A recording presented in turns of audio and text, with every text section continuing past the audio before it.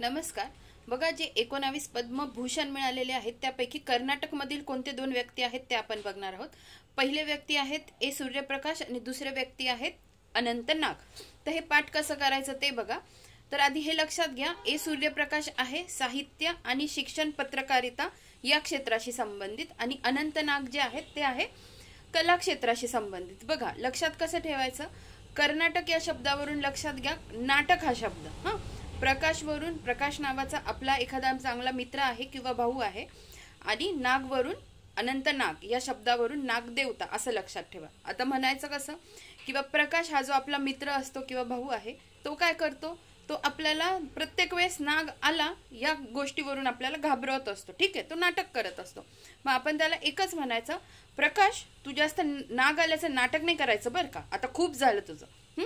त्याच्यावरून तुम्ही काय प्रकाशवरून ए प्रकाश, नाग आल्यावरून अनंत नाग आणि नाटक वरून कर्नाटक, हे आपलं सगळं व्यवस्थित लक्षात राहतं। फक्त कोणकोणत्या क्षेत्राशी संबंधित आहे ते पण नीट लक्षात ठेवा। ए सूर्यप्रकाश आहे साहित्य आणि शिक्षण पत्रकारितेशी संबंधित आणि अनंत नाग जे आहे ते कला क्षेत्राशी संबंधित आहे। धन्यवाद।